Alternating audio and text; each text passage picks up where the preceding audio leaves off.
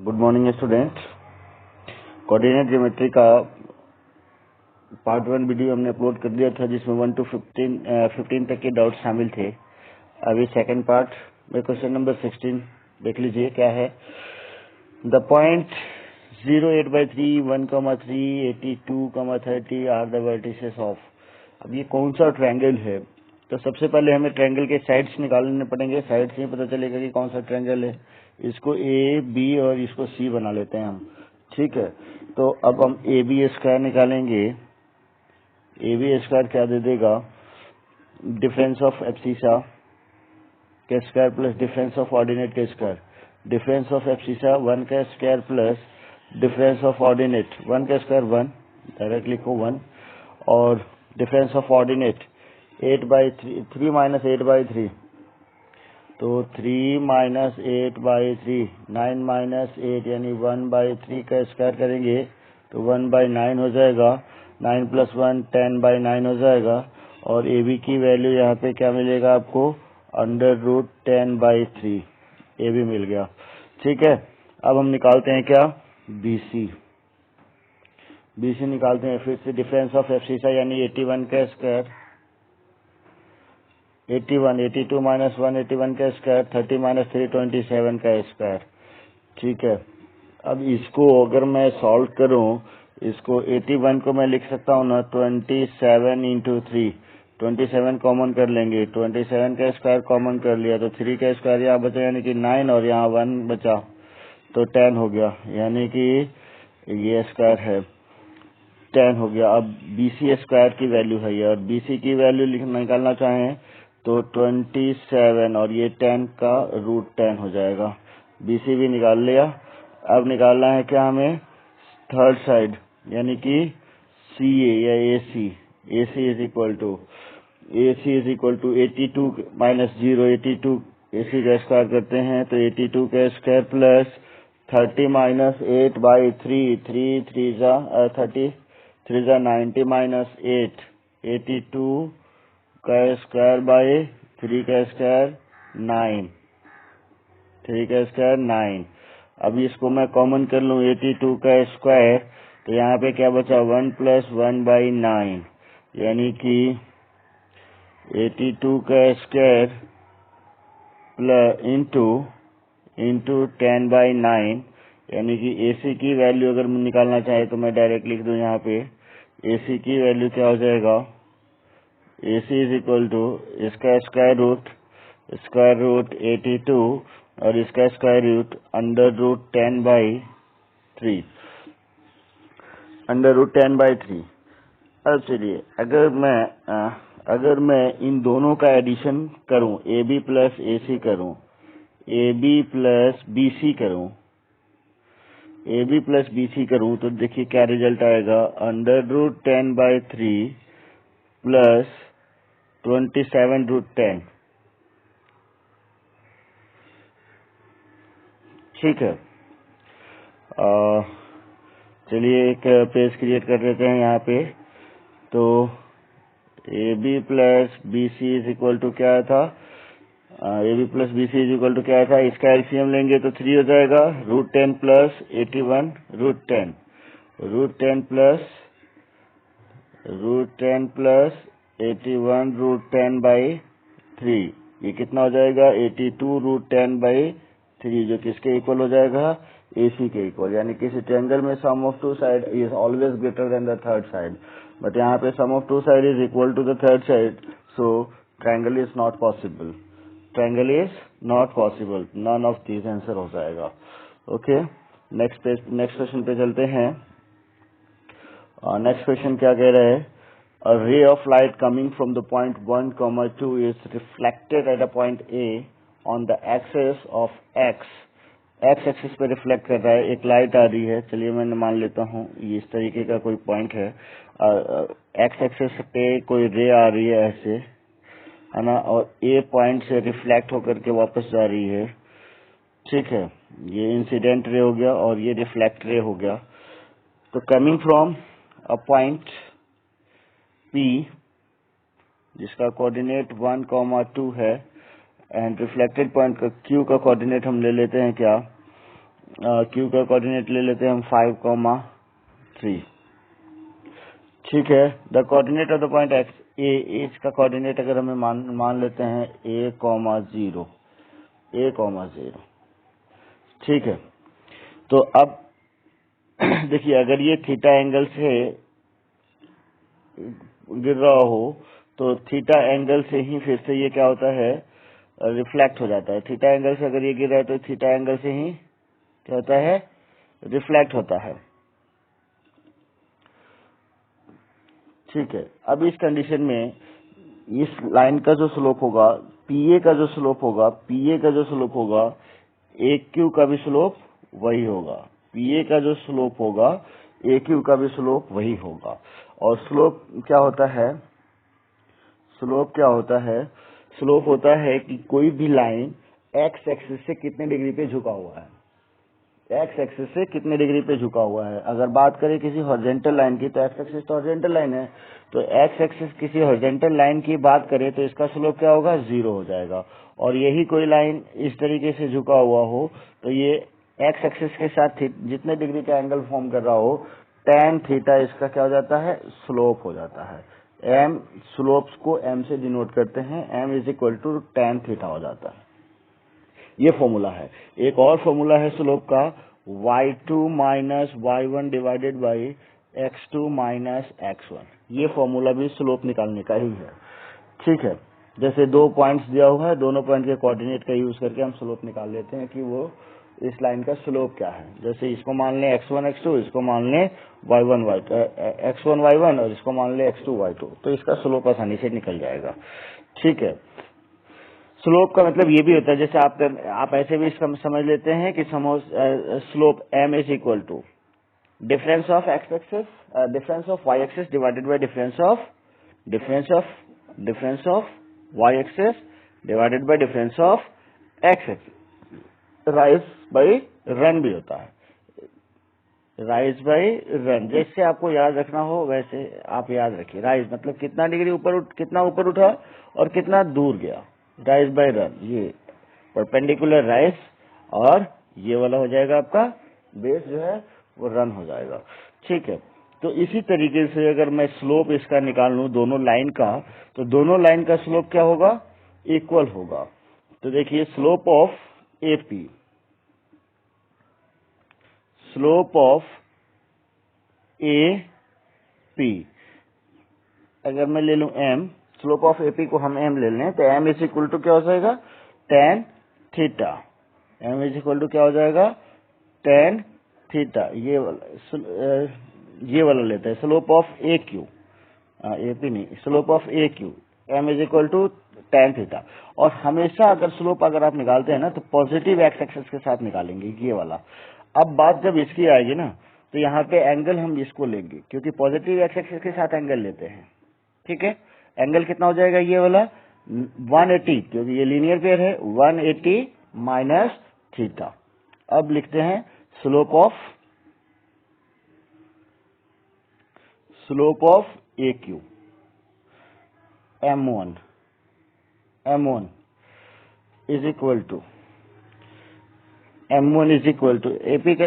देखिए दोनों का स्लोप तो सेम ही है तो हम इसको m1 ले लेते हैं। तो m1 की वैल्यू 10 और कोऑर्डिनेट में यूज कर लें हम इसको कोऑर्डिनेट में यूज करें तो क्या हो जाएगा, x2 क्या फॉर्मूला बताया था हमने आपको, y2 minus y1 divided by x2 minus x1। तो इसी फॉर्मूला का यूज करेंगे। ठीक है, y2 माइनस y1। अब कोऑर्डिनेट निकाल लिया हमने, इसका ये 0 लिया। अब यहाँ से देख लीजिए एक बार, अगर मैं यहाँ से परपेंडिकुलर गिराऊं, पी क्यू आर और एस डाल देते हैं यहाँ पे, तो यहाँ पे इस पॉइंट का कोऑर्डिनेट क्या हो जाएगा, यहाँ से यहाँ तक का डिस्टेंस क्या है, 1 है, यहाँ से यहाँ तक का डिस्टेंस 1 है ना। तो यहाँ से यहाँ तक का डिस्टेंस क्या हो जाएगा, ए आर का डिस्टेंस क्या हो जाएगा, a माइनस 1 हो जाएगा, और ए एस का डिस्टेंस भी a माइनस 1 हो जाएगा। तो अगर इस पॉइंट का कोऑर्डिनेट अगर निकालना चाहें तो हम क्या निकलेगा, निकलेगा यहाँ से यहाँ तक का a-1 प्लस a-1 प्लस 1, तो क्या हो जाएगा 2a-1, 2a-1 कॉमा, और ये वाला एक्सेस कितना है 3 है, y एक्सेस कितना है 3 है, 2a-1 कॉमा 3 हो जाएगा ये। ठीक है, चलो कोई बात नहीं इसका। अभी तो हमें इसका निकालना था, tan थीटा की वैल्यू निकालनी थी, तो y2 माइनस y1, y2 क्या है 3 है और y1 क्या है यहाँ पे 0 है, तो 3 minus 0 divided by x2 minus x1, यानी कि 5 माइनस a हो जाएगा। क्या हो जाएगा 5 माइनस a। ठीक है, यानी कि बस यही रहने देते हैं, ये 0 हटा देते हैं, यहाँ से 0 हटा देते हैं, 3 डिवाइडेड बाई 5 माइनस a, एक स्लोप निकल गया। अब यहाँ पे जो स्लोप हम निकाल रहे थे, तो tan pi minus theta, tan pi minus theta is equal to tan pi minus theta. अब इसका स्लोप के लिए हम कोऑर्डिनेट क्या यूज करेंगे, ये हो जाएगा y2 2 minus 0, 2 minus 0 2 divided by x2 minus x1, x2 क्या है 1 minus a plus 1, 1 minus a plus 1, तो क्या हो जाएगा क्या हो जाएगा a है ना, a प्लस 1 थोड़ी है, तो डिस्टेंस है ये कोऑर्डिनेट है a, तो 1 माइनस a हो जाएगा। ठीक है, इस कंडीशन में tan पाई माइनस थीटा की वैल्यू क्या हो जाता है, इसको यहाँ से यूज करो, is equal to 2 by a minus 1। अब tan 180 minus theta minus tan theta हो जाता है, minus tan theta is equal to 2 by a minus 1 हो जाएगा। अब फिर माइनस tan थीटा का मतलब क्या है, माइनस m हो गया ये वाला वैल्यू, ये m1 को हटा ही दो, tan pi minus theta is equal to 2 by a minus 1 हो जाएगा, minus tan theta is equal to 2 by a minus 1 हो जाएगा। अब ये tan थीटा की जगह पे हमने क्या रख दिया m, तो minus m is equal to 2 by a minus 1। अब ये दोनों स्लोप है इसका, m और माइनस m दोनों का स्लोप निकल गया। अब m और माइनस m दोनों तो इक्वल होगा ना, तो m is equal to minus है, दोनों लाइन का स्लोप तो सेम ही होना चाहिए। ठीक है, तो दोनों लाइन का स्लोप सेम होगा, तो इसका क्या आया था 3 by 5 minus a is equal to 2 by a minus 1 या 1 माइनस a, क्या आया था a माइनस 1 आया था, 1 माइनस a और a minus 1, 2 minus 0,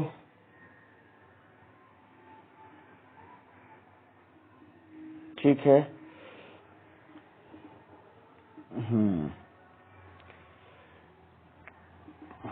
minus m, ठीक है, तो क्या आ गया, अब इसको करें 3a minus 3 is equal to 10 minus 2a, तो ये हो जाएगा 5a is equal to 13 and a is equal to 13 by 5, यहाँ से निकल के आ गया a की वैल्यू क्या निकल गया 13 बाई 5, जो कि ऑप्शन में है कहीं, a की वैल्यू 13 बाई 5 और y की वैल्यू 0, थर्ड ऑप्शन में ही है। ठीक है,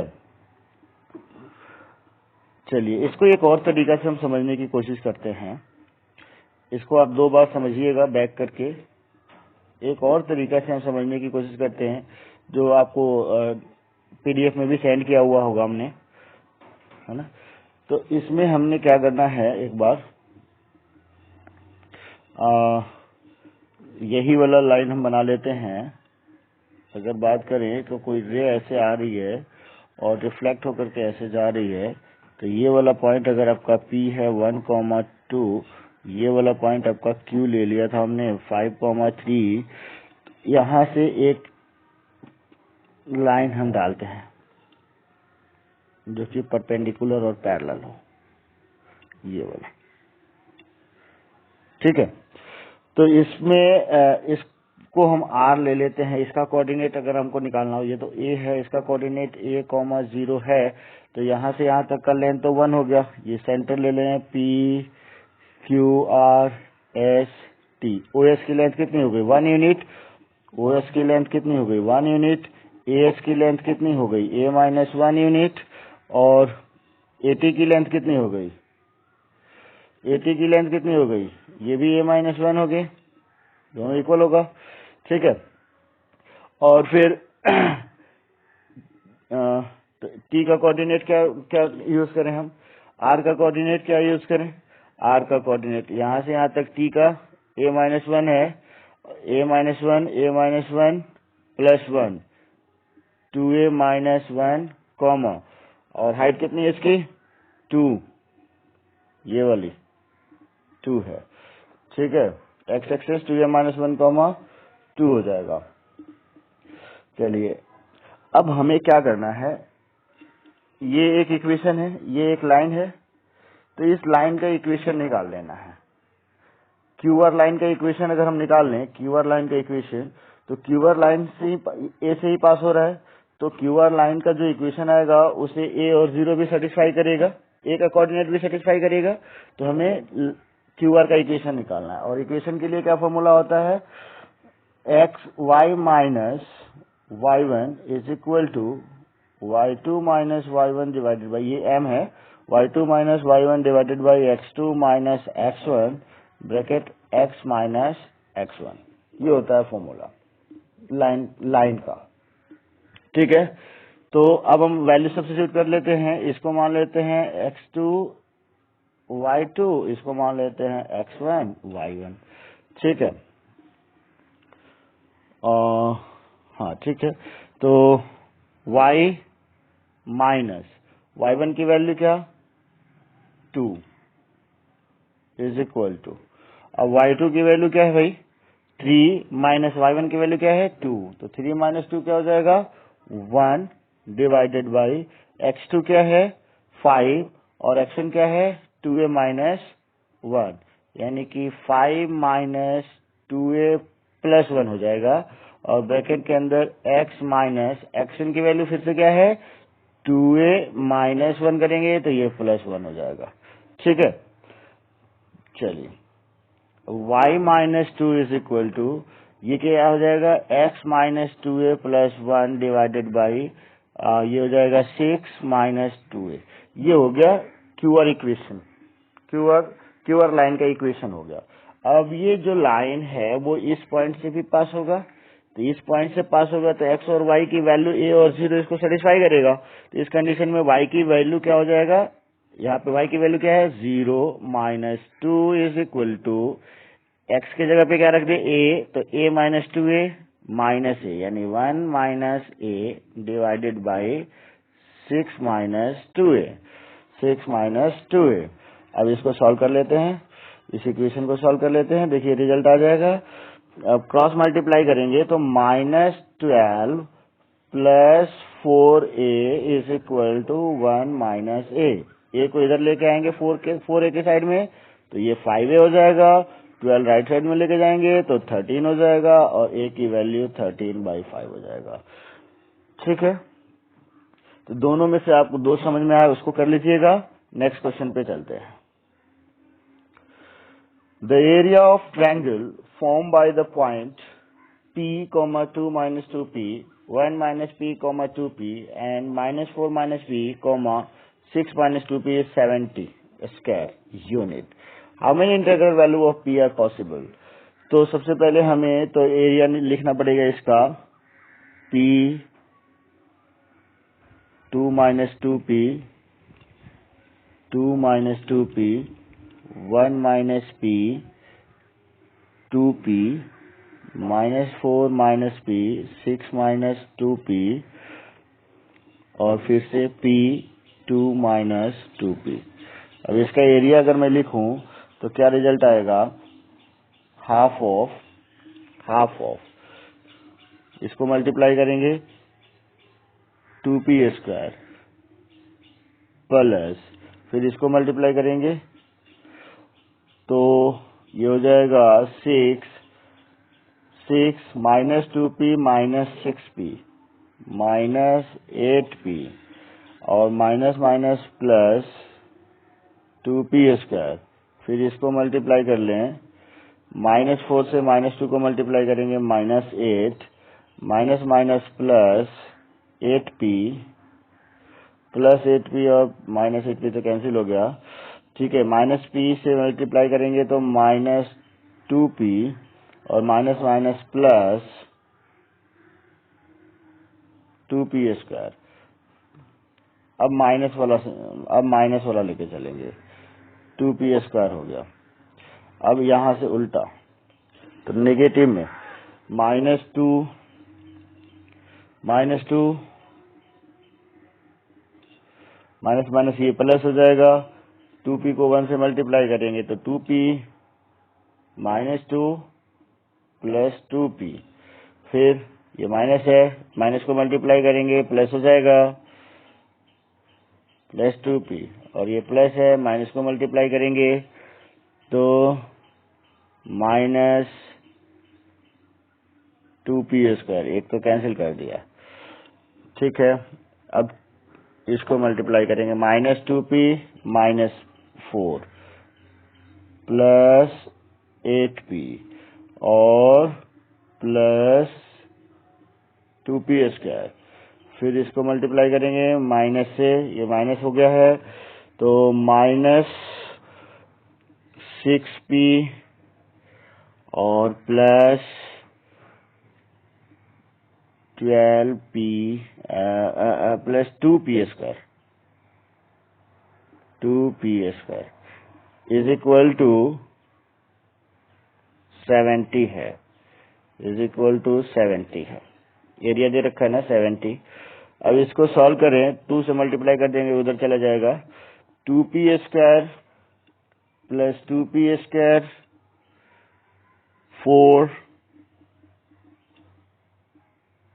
और 4 8p स्क्वायर, ठीक है। अब p वाला सिस्टम देखिए कितना है, -2p, ये -2p है और ये प्लस 2p है, कैंसिल हो गया। ये 2p 8p 10p में से 6p माइनस कर दिया तो प्लस 4p, ठीक है। ये 6 -2 हो गया, -2 -2 -4 इज इक्वल टू 7 2 9 14 140। अब ये तो मॉड में होता है हमेशा, एरिया जो निकालते हैं हम मॉड में निकालते हैं।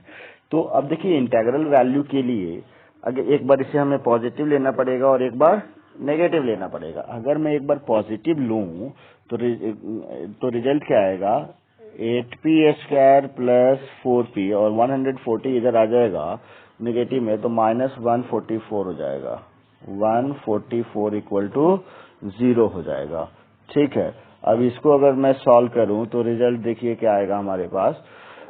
इसको अगर सॉल्व करें, 4 कॉमन कर लेते हैं तो 4 कॉमन कर लेंगे तो क्या आ जाएगा, 2p square plus p minus 4 3 जा 4 6 जा 36 इक्वल टू 0, ठीक है ना, 36 हो जाएगा। तो 36 दूना 72, 8 9 72, तो यहाँ पे आ जाएगा 2p square plus 9p minus 8p minus 36 equal to 0। यहाँ से p कॉमन कर लिए तो 2p प्लस 9 हो गया और माइनस 4 कॉमन कर लिए तो 2p प्लस 9 हो गया, इज इक्वल टू क्या है, 0 है, ठीक है। तो एक हो जाएगा p इज इक्वल टू 4 और दूसरा हो जाएगा p इज इक्वल टू -9/2। तो ये तो इंटीग्रल है नहीं, इंटीग्रल कितना आया, 1 आया। अब एक बार अगर मैं इसको नेगेटिव ले लूं, तो देखिए आपके पास क्या रिजल्ट आएगा। क्या था हमारे पास, 8p square minus 4p 8p square plus 4p minus 4 is equal to, जब नेगेटिव लेंगे तो माइनस 144 हो जाएगा, 140 हो जाएगा नेगेटिव में, इधर आएगा तो पॉजिटिव हो जाएगा। तो 8p² प्लस 4p इधर आएगा तो प्लस हो जाएगा, तो प्लस 136 इक्वल टू 0 हो जाएगा। अब 136 हो जाएगा, फिर हम 4 कॉमन कर लें तो 2p² प्लस p प्लस 4 तो यहाँ 12, 4 चौक 16, 34 हो जाएगा, और 34 होना 68 हो जाएगा। और 68 को अगर हम दो पार्ट में डिवाइड करते हैं तो कोई इंटीग्रल वैल्यू नहीं मिलेगा यहाँ पे, ठीक है। तो यानी कि कितने नंबर ऑफ इंटीग्रल सॉल्यूशन हुए इसके, how many values of P R possible, integral value of P R possible, तो वन इंटीग्रल वैल्यू 4 है, जो कि नॉन आंसर दे देगा, ठीक है। नेक्स्ट क्वेश्चन पे चलिए। In what ratio the line segment joining the point -2, -3 and 3, 7 are divided by x-axis? अब लाइन सेगमेंट अगर आपके पास AB है जिसका कोऑर्डिनेट -2, -3 है, B का कोऑर्डिनेट क्या ले लिया, 3 और 7 ले लिया, तो मान लीजिए एक पॉइंट P है जिसका कोऑर्डिनेट x, y है, तो इसको k रेशियो 1 के रेशियो में डिवाइड कर रहा है। तो यहाँ पे ये y एक्सिस इसको डिवाइड कर रहा है, तो y एक्सिस जब डिवाइड करेगा तो x कोऑर्डिनेट क्या हो जाएगा, 0 हो जाएगा, x कोऑर्डिनेट 0 हो जाएगा, क्योंकि y एक्सिस से डिवाइड हो रहा है ये, ठीक है। तो y एक्सिस पे कोई पॉइंट P लाई करेगा ना, तो y एक्सिस पे अगर कोई पॉइंट है तो उसका x कोऑर्डिनेट क्या होता है, 0 हो जाता है। अब इस कंडीशन में जो आपके पास फॉर्मूला है x is equal to formula क्या है हमारे पास, x इज इक्वल टू ये फॉर्मूला है m1x2 प्लस m2, एक मिनट रुक जाइए, फोन आ रहा है कहीं से, तो इसको मैं फ्लाइट मोड पे कर दूं। m1x2 minus plus m2x1 divided by m1 plus m2 होता है, ठीक है ना। m1x2 plus m2x1 divided by m1 plus m2। तो अब मैं फॉर्मूला इस फॉर्मूला पे बेस्ड काम कर लूं, x की वैल्यू क्या रख दूं, 0 इज इक्वल टू m1, इसको मान लेते हैं ये k है, और इसको मान लेते हैं m2, ठीक है ना। तो ध्यान दीजिएगा, k x2 k into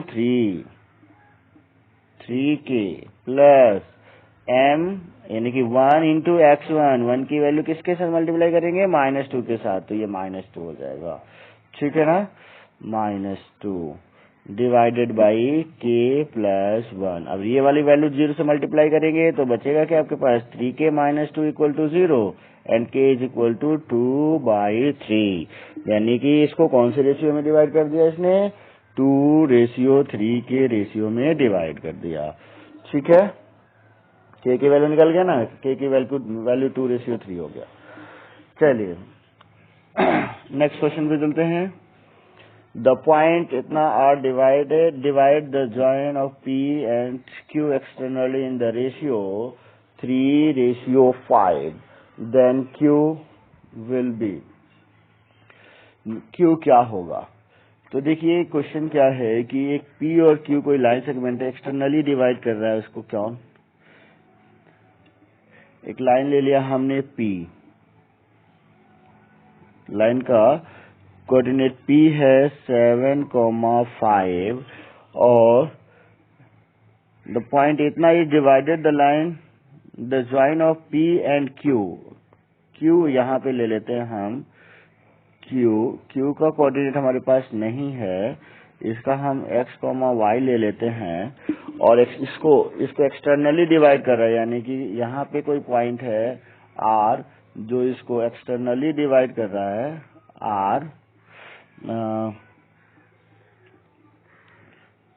R का कोऑर्डिनेट क्या है, ठीक है, ये तो चल नहीं रहा पेन ठीक से, R का कोऑर्डिनेट क्या है, क्यों नहीं चल रहा है, फ्लाइट मोड में होने की वजह से नहीं चल रहा है क्या, चलिए देखते हैं। R का कोऑर्डिनेट क्या है,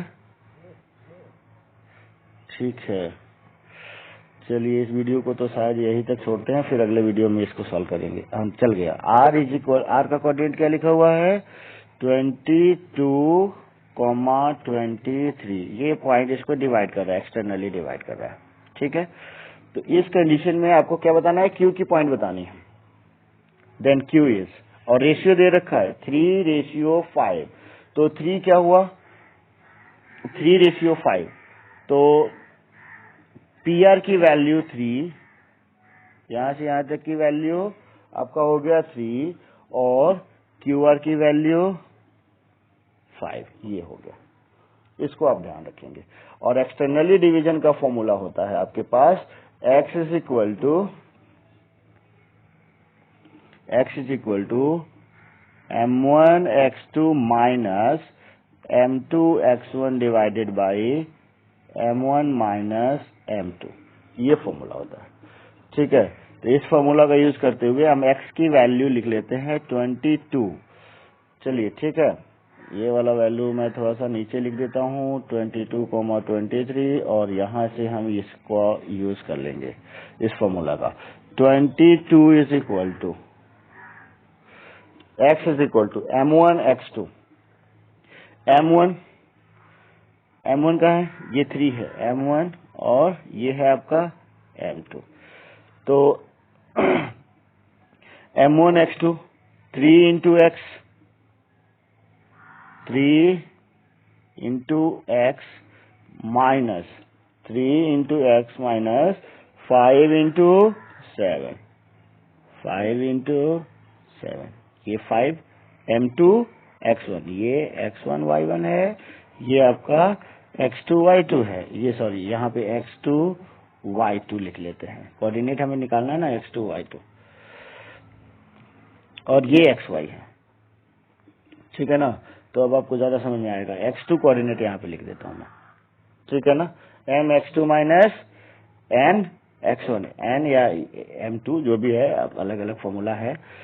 उसके बाद m1 minus m2, 3 minus 5, 3 minus 5 की value -2 into 22 minus 44 is equal to 3x2 minus 35, -35 इधर आकर के प्लस हो जाएगा, 35 प्लस हो जाएगा, यानी कि 3x2 की वैल्यू कितनी हो जाएगी, -9, x2 की वैल्यू कितनी हो जाएगी, -3, ये x2 की वैल्यू निकल गया। फिर वैसे ही फॉर्मूला लगा देंगे हम किसकी, y2 की। तो फॉर्मूला क्या होता है, y is equal to m1 y2 minus m2 y1 divided by m1 minus m2। y की वैल्यू क्या दे रखा है यहाँ पे, 23 दे रखा है। 23 इज इक्वल टू m1 की वैल्यू 3, और y2 ऐसे ही माइनस m2 की वैल्यू 5, और y1 की वैल्यू क्या है, y1 की वैल्यू क्या है, 5 है।